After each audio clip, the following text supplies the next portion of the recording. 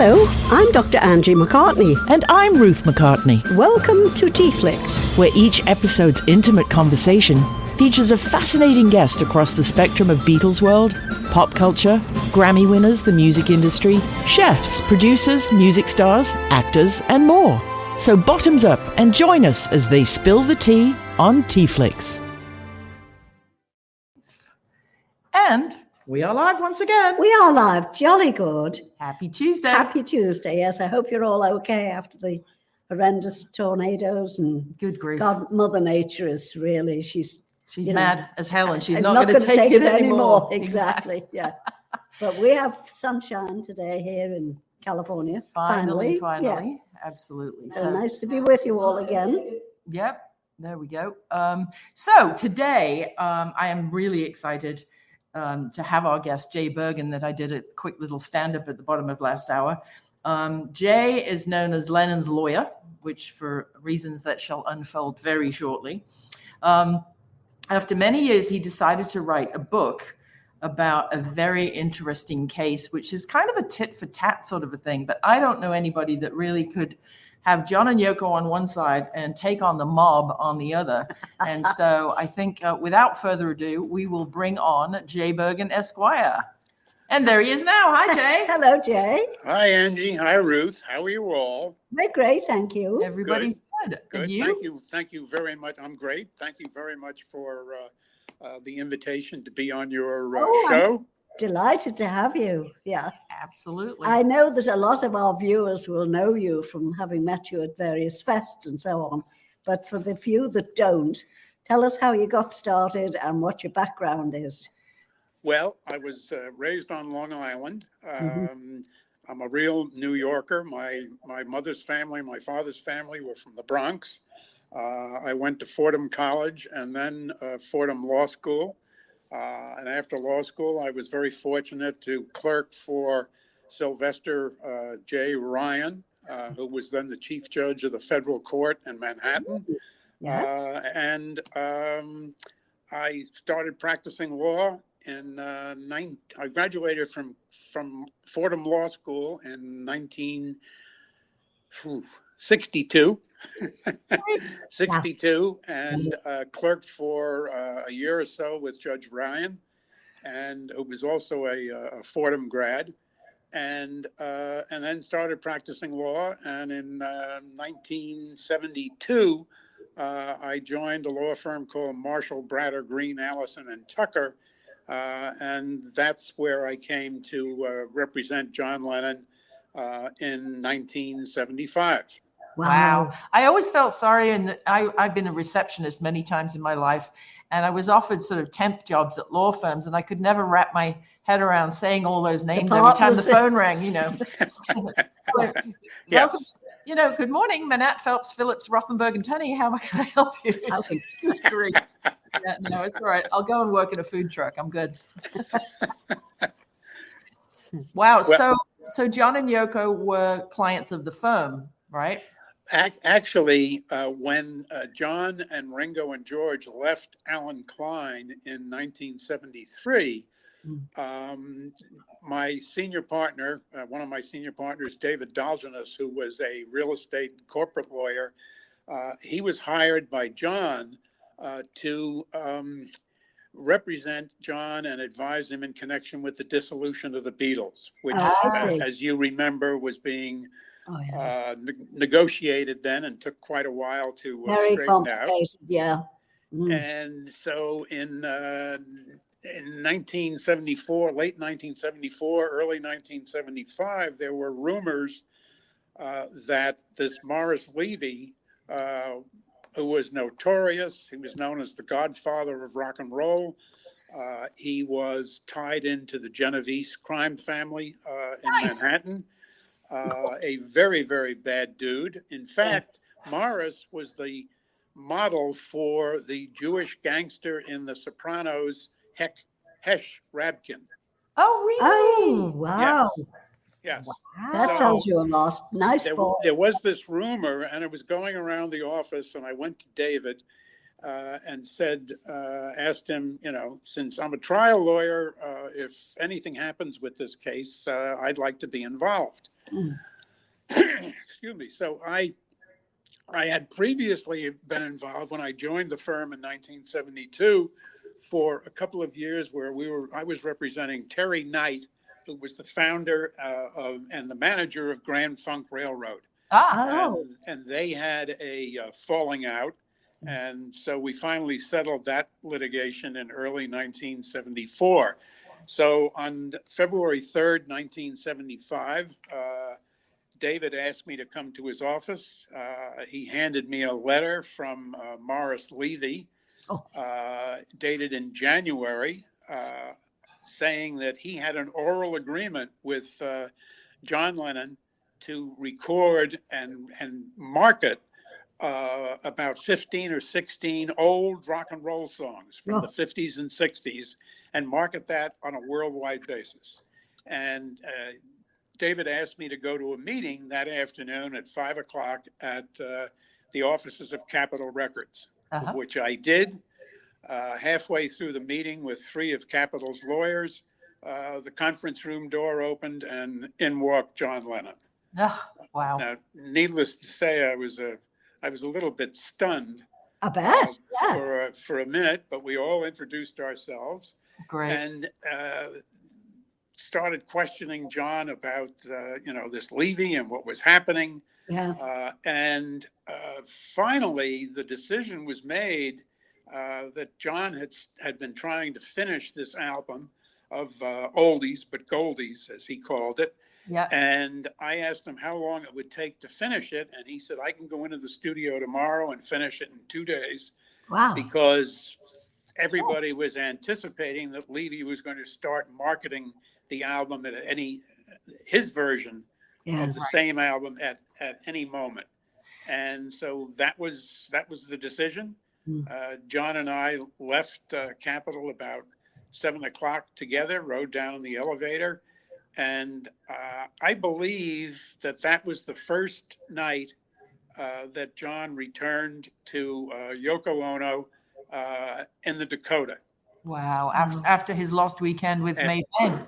Yes, after his lost weekend with May Pang, which I had read, a little bit about. But so backing up a little bit for our viewers, the question would be, why on earth would John Lennon agree in the first place to make an oldies but goldies album for a mobster? Well, it started off that Levy was notorious for bringing bogus copyright infringement cases. And in 1970, he sued John and Paul, the two Beatles publishing companies, claiming that John's song that he wrote, Come Together, infringed the copyright of the Chuck Berry tune, You Can't Catch Me, which Morris owned. And that case was finally settled in October of 1973. John agreed that he would record 3 songs owned by Morris Levy's publishing company on this oldies but goldies album. Right. And that was the origin of the deal, because in October of 1974, he got together with Morris and his business advisor, Harold Sider, and it was at this meeting that Morris conjured up the idea that John had given him permission to release the album. And in October of 1975, 74, when John finished the album, before he had finished it, Morris kept pounding away at him, I want to hear my songs, I want to hear my songs. And in November of 1974, John, big mistake, John gave him a rough mix of the album. And that would be Walls and Bridges, correct? No, that was the rock and roll album that he used this rough mix to put out what he called Roots. Roots, gotcha. Yeah. Wow. I understand. And so Morris didn't like what he heard.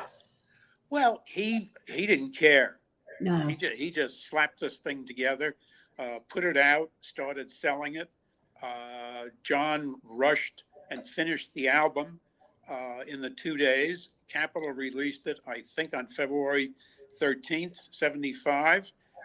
And Morris pulled the album, his album, which was called Roots, Yep. and sued John, Capitol, and EMI. Good grief. And so, and enter J. Bergen Esquire. Right. And, I always thought right from the beginning, Angie and Ruth, that Morris was, this was part of his grift. What he was trying to do here was maneuver himself, because he sued not only John, but Capitol and EMI. Yeah. Right. And he was just trying to grift himself into some kind of a deal. Yeah. With John, Capitol, and EMI. And settle out of court and get a load of money. yes. And when nobody responded and John didn't, kind of take the bait, he then sued again. And this was the first lawsuit was in a New York State court. The second lawsuit, a couple of weeks later, was in federal court. And John and had made it very clear right in the beginning that he was not going to settle with Morris. Wow. So did any of you have to have kind of protection, or were you nervous for your security? Because, he didn't have the greatest resume reputation, did he? Well, John and I never, it's interesting, John and I never talked about that. He thought Morris was a character. Yeah. Because Morris claimed he had polyps in his throat, so he talked like that. But he sounded like, a gangster. Yeah. He came from the Bronx. He was kicked out of school, I think, in the 6th or 7th grade, and he had been hooked into the mafia, ever since. Yeah. So, but he was very dangerous. But we never talked about it. I don't think John knew how dangerous he was. No, maybe not. No. But I always thought that the case had too high a profile for Morris to try to, kind of muscle us. Yeah, maybe that's your safety is because you're not some just anonymous schlub from New Jersey who owes him a bunch of money. You might disappear, but if you're John Lennon, you're probably safer than most. Yes. But so how did the case unfold? What happened next? Obviously everybody's going to have to buy your book and find out all the nitty gritty, because we can't do that in half an hour. The big mistake was filing the case in federal court. Yeah. Okay. Because I think, again, his lawyers and Morris were trying to, kind of push us some more, because New York State cases, civil cases like this, they move very slowly. Yeah. In a federal court in New York City, they get assigned to one judge the first day, as soon as it's filed. And he's responsible for everything. Wow. And the judge that got the case right in the beginning, Lloyd McMahon, had been on the bench for 16 years. He was a very experienced a trial lawyer and judge. And I knew that this was good news because he ran a very fast calendar. I knew Judge McMahon. I had appeared before him, and I knew this was good news. And I told that to John. Wow. So the case, kind of moved right along. Right. I skipped over one thing that the two of you might enjoy hearing about. A few weeks after I met John, he called me one day and he said, "Can you come up to the Dakota tomorrow morning? Yoko wants to meet you." And I said, "Well, sure, I'll be there." So I go up there at 11 o'clock, and I'm ushered into their parlor, their living room, overlooking Central Park West. And Yoko comes in. She's all dressed in black. And one of the people that worked for them followed her in and she sat on a couch, and I sat on a chair across from her. And the person who came in put down a tray with a cup of black coffee and another cup with a spoon in it and I think it was black caviar. Oh, So How John very was nice. not. John Coffee was, and caviar. coffee and caviar, yeah.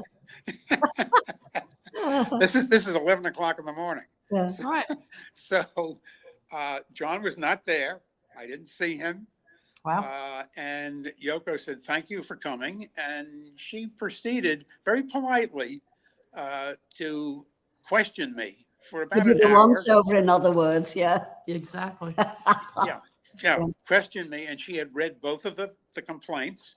And Yoko was very smart. Yeah. She had read the complaints, asked me a lot of questions, and then finally she said, "Well," she stood up and she said, "Well, thank you very much for coming," and I left. And it may really sound silly thinking back to it, but I did not realize for a long time after that if she hadn't liked me, I You would have were been out. out. Yeah, absolutely. Yeah, yeah. Next. Yeah. No, absolutely. That was your audition and you passed. Yes, I was, and I didn't have a clue because No. Wow. if they want me to talk to her, I'll talk to her. That's okay. Sure. Yeah. Yeah, but if we'd have had cell phones and texting back in the day, you probably would have texted John and say, "Did I pass the audition?" That's Yeah. absolutely. Yes, I would. Yeah, no, Sarah's just saying, yeah, Yoko is still, but especially business wise, as smart as a fox, and I ran the whole show, So when she is the person responsible for creating, the estate of John Lennon and the licensing and all of his drawings and doodles on baby food and baby clothes and the John Lennon songwriting bus. She managed to, but she was the daughter of one of the largest bankers in Japan. So, she grew up in a business family. Yes. She just happened to be left-brained as an artist, but That's very right. right-brained as well, and very astute at business, no doubt. I mean, it's the gift that still keeps on giving. Absolutely. I mean, John yeah. left us in 1980, but she's made it sustainable enough for Sean and for the rest of her life. So she is super smart. Well, she definitely likes to drive the bus. Yeah. Well put. Well, yeah. Yeah. Well, there's nothing wrong with strong. No. No. But back in those days, 30, 40 years ago, it was kind of the exception to the rule, wasn't Oh, it? very much so. Yes. Yeah. Yes. Right.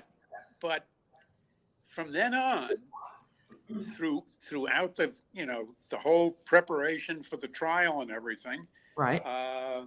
she did not say a word. Oh. And it was the night before the trial, in January of '76, that I was staying in a hotel because I lived out in New Jersey and I couldn't do the commute every day during the trial. And I told John where I was, and he called me about midnight and he said, "Well, can Yoko come to the trial?" And I said, "Oh, of course. Certainly. I should have invited her, but this was like 3 months after Sean was born." Uh-huh. Oh.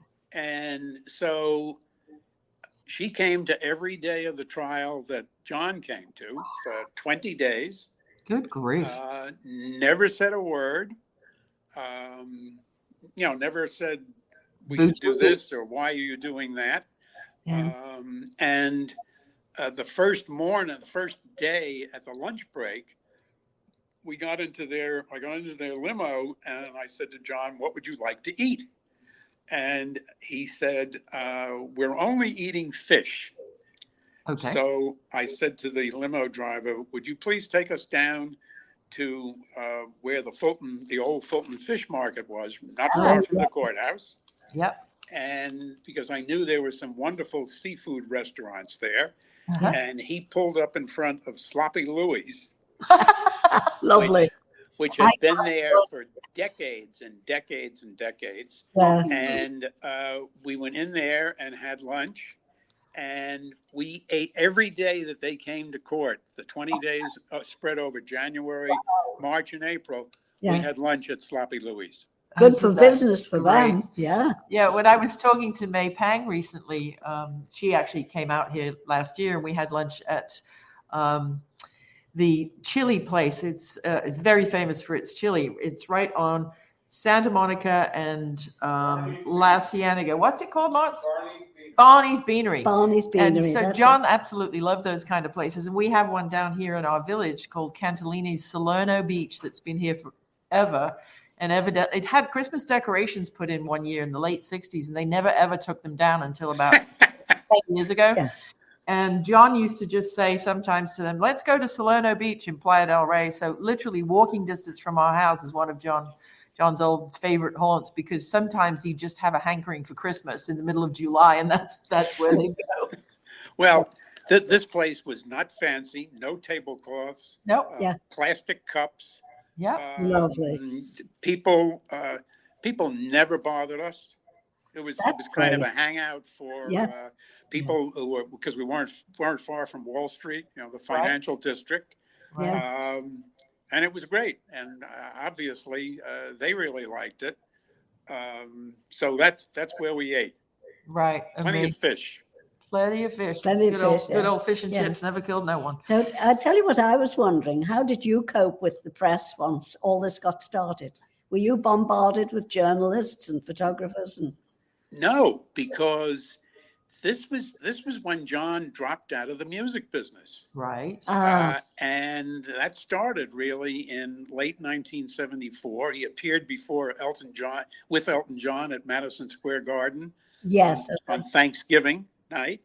Yeah. But after that, he just dropped out. So nobody, and this was in the early days of going through security.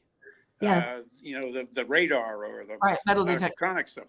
Yeah. But so we went in and out of that courthouse every day, and there were nobody passed the word, oh, guess who's here?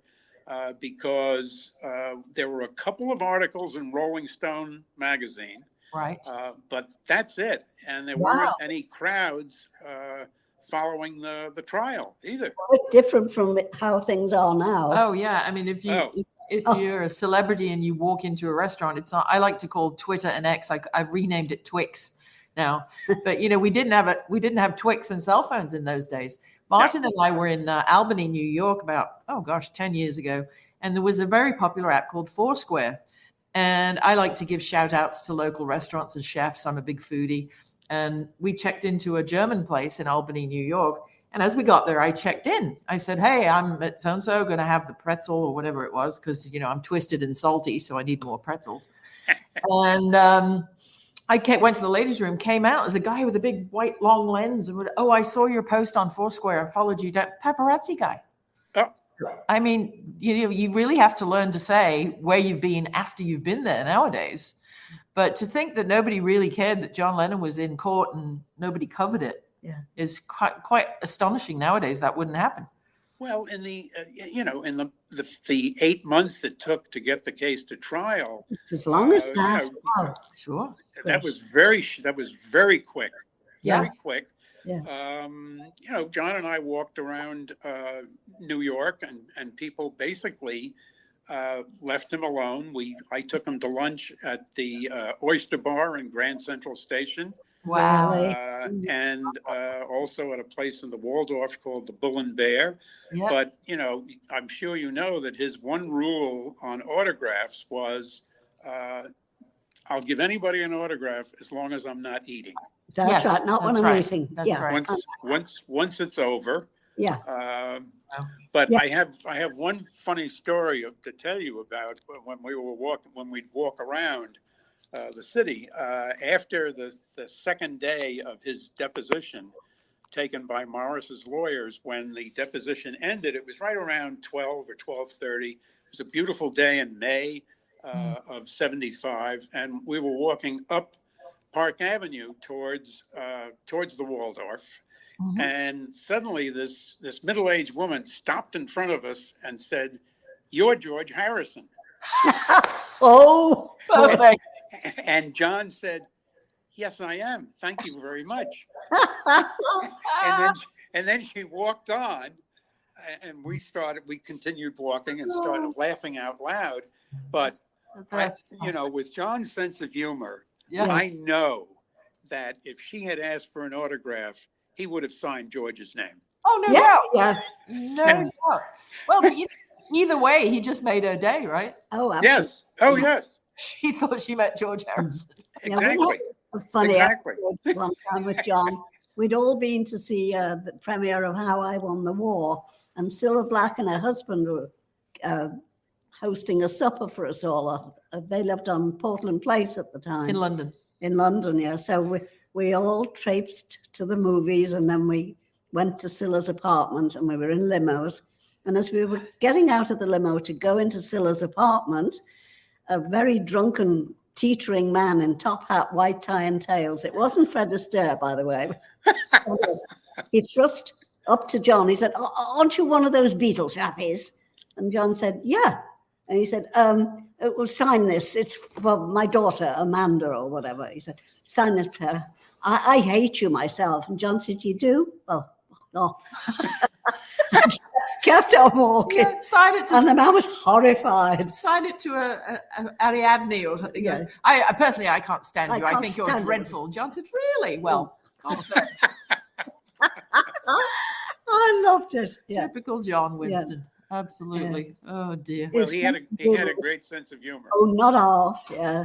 Oh yeah, and I think that's why he would have enjoyed his time with you, is because you're not fawning all over him. He just liked normal people Yeah. and normal things and simple food and simple places, and That's right. he just never. I mean, yes, he lived in the Dakota. My goodness, what a building!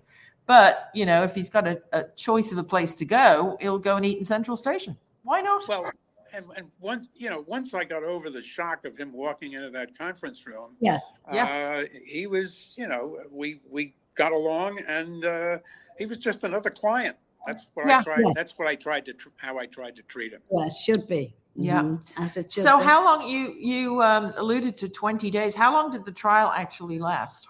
Well, it lasted about 20 days, but it started in January, as I said, and then on the second day of the trial, we had a mistrial, and we had to start all over again. And the mistrial is explained in detail in the book. Yeah. But we started all over again with a different judge. So it was most of January, and then we took. There was a non-jury trial at that point. Then we didn't do anything until early March, and then it was finished John's part was finished on April 7th. Wow. And did Levy and his muscle group show up every day and kind of try and stay you down, or? No. Although he did show up on the first day of John's deposition, and he was sitting in back of his lawyer. Oh. And as John testified, he started making faces and shaking his head and kind of acting like a 6-year-old. And finally, I said to his lawyer, if Mr. Levy doesn't stop acting like a child and making faces at all of Mr. Lennon's answers, we're going to get up and leave. Good. And his lawyer said, well, he can't, I'm sure he's not doing anything wrong. I said, I don't know how you could tell that, because you're looking at me, Right. and I'm looking at you, and I'm looking at him in back of you. Right. So, Well, in Liverpool, in Scouse, we would have said, what? You got eyes in the back of your friggin' head. Right? well, I couldn't say that because No, exactly. everything was being taken down on the But record. that was probably what was going through John's head. Just ask him if he's got eyes in the back of his friggin' head. Well, after the lunch break that day, Morris did not come back. Uh-huh. Oh. And he was only there for a couple of days Yeah. when he testified. And Wow. he was a terrible witness, because every time he opened his mouth, he was lying. He and probably, he couldn't keep the story straight. he probably shuffled off to the ball pit at Toys R Us. God, it's so funny, isn't it? These guys think they're, all that in a bag of chips. And Well, when it Morris was your basic bully. Yeah. Although he did have muscle behind him, but if if you pushed him, he'd back up.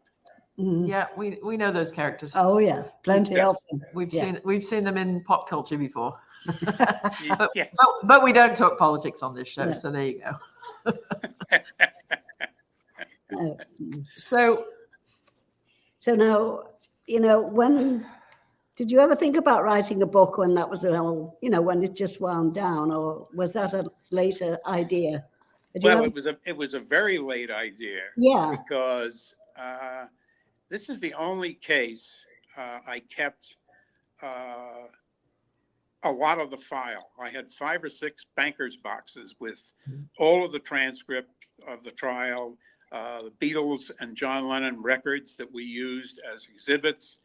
And I carted those around with me, Yeah. Angie and Ruth, for over 40 years grief. through a number of house moves. And Yeah. finally, in 2017, I kept thinking, what am I going to do with these things? And I went out to the garage. They were in a storeroom, and I sat down and I started reading John's testimony, and I suddenly thought, oh, there's a book here. There's a story here that hasn't been told. Yeah.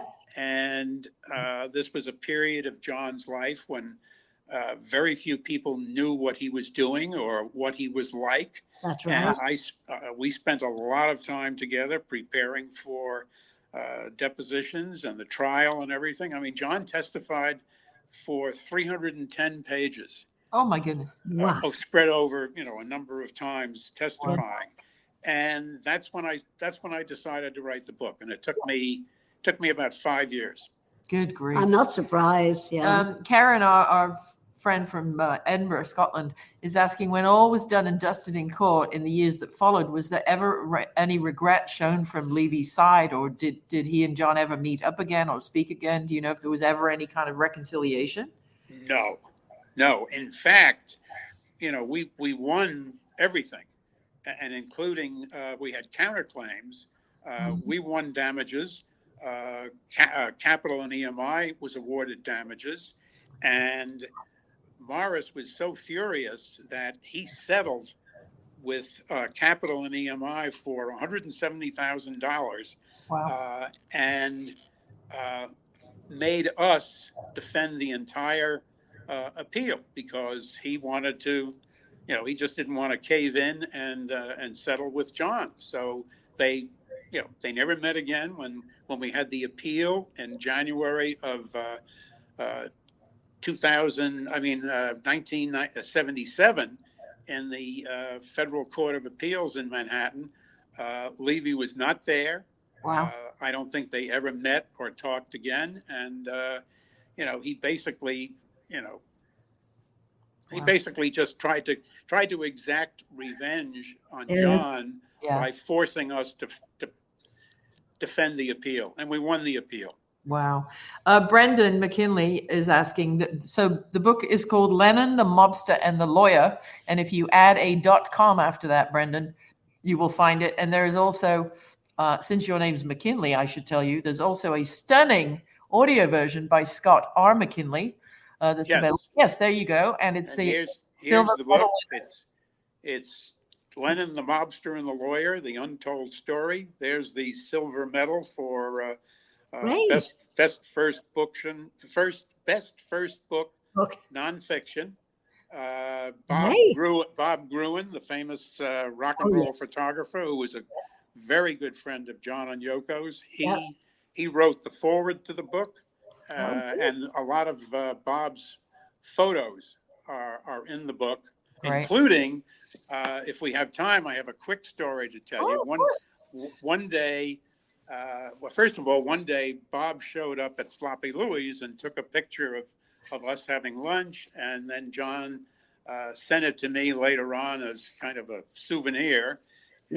But another day when John was testifying, I saw Bob Gruen in court. So we didn't get a chance to talk to him, but on the way back uptown in John and Yoko's limo, I said to John, and this story's in the book, I saw Bob Gruen in court today. What was he doing here? Oh, John said, I told him to come down and take a picture of me while I'm testifying. And I said to John, that's really not permitted. It may be a violation of law. And John said, oh, it's okay. He kind of waved me off and said, oh, it's okay. He covered the camera with his coat. And I said, why the picture? He said, well, someday I'm going to write an album of songs about all of my and the Beatles' legal problems, and that's Oh. going to be the cover. Oh, my gosh. Fancy. And How- John, John was always thinking ahead. Always. Oh, yeah. Oh my Mhm. gosh. And when you think now what he accomplished, and he was only 40 years old when he died. I mean, you've only Yes. just got started. Yeah, It's just astonishing. Don't Yeah. get me started on guns. Yeah, no, please, Yeah, God, No. please. crazy. Yeah. Yeah, but Otto is commenting. He's an award-winning producer, music producer from Phoenix, Arizona, and he's got a great series. You guys check it out on Roku and YouTube and Amazon too. It's called therecordingartist.com. And he's just saying what a great idea for an album. So go write it with some of your artists, Otto. You know, you just don't know. He also said that there's another some great stories about Morris Levy. There's a book called Stiffed, MCA, The Music Business and the Mafia. Oh, that's right. I've heard about Yes. Yeah, I think Stiffed, there's yeah. stories about Morris and Yeah. Irving Azoff, and lots of people are featured in there. Yes. You know, I have that book. It was one of the books I bought when I started doing some research. Yeah. And so how did you go about, what was your writing process and how did you get a publisher? Well, I started really doing some research, but then I met I have a friend a woman who's a director and a playwright, and she initially suggested in 2017 that I do kind of a multimedia show, and in the process of doing that, I wrote what was going to be the outline of the show, and that kind of got me started on the book. Yeah. Wow. And getting it published was not easy. I contacted a number of New York agents. Nobody was interested. But then I had met through a combination of introductions a writer and a documentary filmmaker named Robert Gordon from Memphis, Tennessee. And he's an expert on Southern blues, and he wrote the definitive biography of Muddy Waters, a terrific book. Yeah. Well, it was Robert who was kind of a mentor over those years and kept saying, Jay, just keep writing. Yeah. I did make contact with a woman in New Jersey who's an expert on writing memoirs, Lorraine Ash, and she kind of helped me also pull the book together and finalize it.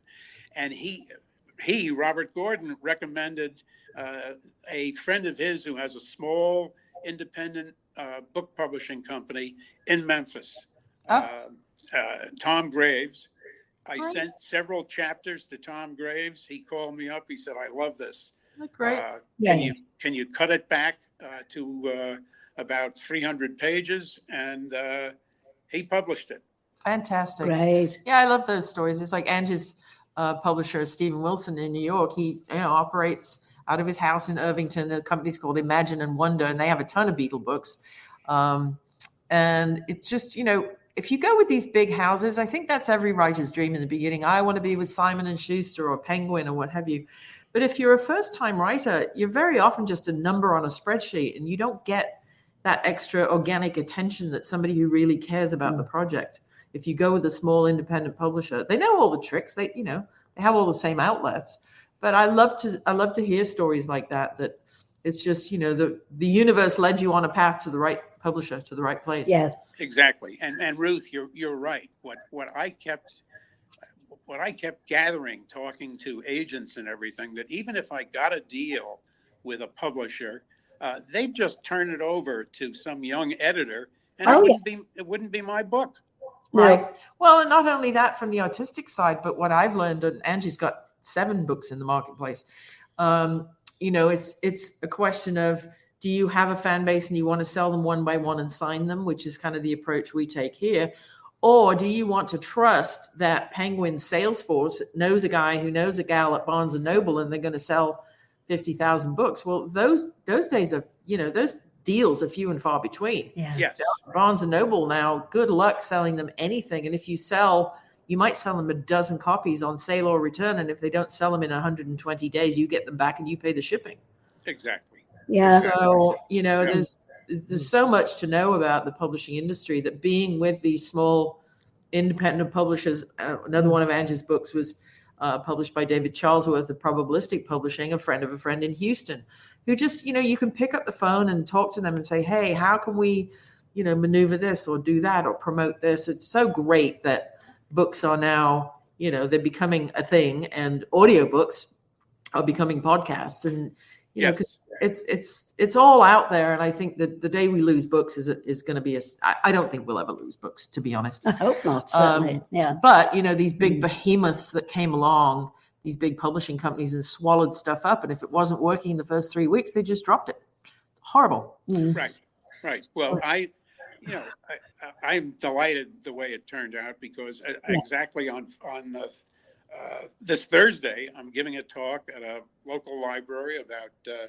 15 miles from where we live, and we're going to have a big crowd. I'm going to show a video that I had of the multimedia show I did, and sell some books, and I'll sign them and meet people, and then we'll have a Q&A after. Great. Yeah, we're doing an event in July at the Ventura County Museum through our friend Ivor Davis, who has also written some really good books. He was on tour as a member of the British press corps with the Beatles in 64 and 65. Right. And he's very well connected in that sort of meet and greet, grip and grin literary world. So we're looking forward to that up in Ventura in the summer. And we'll have a Mrs. McCartney's afternoon tea, and we'll meet people. And, that's really how you do it. If you have a specialized book like we all do that's to do with the Beatles, sort of birds of a feather flock together, and one person will tell 3, who'll tell 10, and eventually over time, it sort of just organically grows, That's right. It's created its own sort of community, the whole thing. Yes. Yeah. Yes. And that's, when we've been going to, my wife Diane and I have been going to the Beatles Fest since in Chicago in 2022, right after the book was published. That's right. So, Yeah. And it grows from there. People learn about it. These kind of specialty books aren't sort of what I call one-hit wonders there, where they race up to the New York Times bestseller overnight. They take their time, and the word gets out. If it's a good book, you'll be invited on more podcasts, and the word will spread. So we hope everybody goes to Lennon, the Mobster, and the Lawyer.com. And if are you going to Chicago this year? Have you decided yet? Oh, yes. Yeah. August 9th to the 11th. At the Beatle Fest in Chicago. You can find out more about that at thefest.com. Right. And so in closing, was there anything I didn't ask you that you've never been asked that you'd like to talk about? Yes. No, but I would like to say that this whole experience of representing John really changed my life. I bet. For the better. And if you do read the book is kind of what they call a memoir portrait. So it's a memoir and a portrait of both of us, but mostly of John. But if you read the book carefully, you'll see how it changed me and changed my life for the better. And that's why I think that's one of the reasons why I kept schlepping around these 5 or 6 bankers boxes, because there was always a connection to John. Right. Well, he has mysterious ways of appearing in people's lives still to this day. We get a feeling, or all of a sudden, walking across a wooden floor and there'll be a little white feather in the middle of the floor. Like, oh, okay. There he was. There he was. What am I supposed to infer from that? What's he trying to tell me? Come on. I wonder what he would make of the scene today. Oh boy. Can you imagine with social media and the paparazzi and all the intrusion? Oh, he'd be taking the piss. He'd be online taking the piss all day long. Well, what I think one of his songs, best songs that I love, and it fits into the time that I knew him, is watching the wheels. Yes. That's right. Yeah. Absolutely. Hey, my friends are asking, what are you doing? You're not in the game and everything. Well, I'm just watching the wheels go The round. wheels, Yeah. exactly. I'm still watching the wheels, I tell you. At Yes. At 94. 94, Exactly. absolutely. So our regular viewers, including Paul Moody, who I think is in Cincinnati today, Oh, will know that for our special guest, because Angie has a limerick book out and she just keeps writing. So I can't keep adding to the book. So we do them live for you, and I'd be happy to email it to you if you think it's amusant at all. So thank you for joining Thank us you. today. thanks, thank Jess. And we're going to Great. sign off with your very special Dr. Angie McCartney penned limerick. So a 1, 2, 3. So Jay is well versed in things legal. He presided with manner most regal. He won John his case with both humor and grace, and pounced on the perps like an eagle. Ta-da! Thank you. Please send that to me. I will. I I'll send it to absolutely Please. you. And thank you. It was delightful seeing both of you. And even though you're 3,000 miles away, and being on your show. Thank you very much. Thanks You're a so lot, very Jay. God welcome. bless. And kids, go over to if you friends missed it, we'll be on our YouTube channel in a couple of hours. So Great. we'll Yeah. see you guys all of a sudden. We're Thanks. gonna put it up, post it on my website and my social. Good. Great. Fantastic. Bye-bye. We'll see you all next Great to week. see you. Ciao, ciao.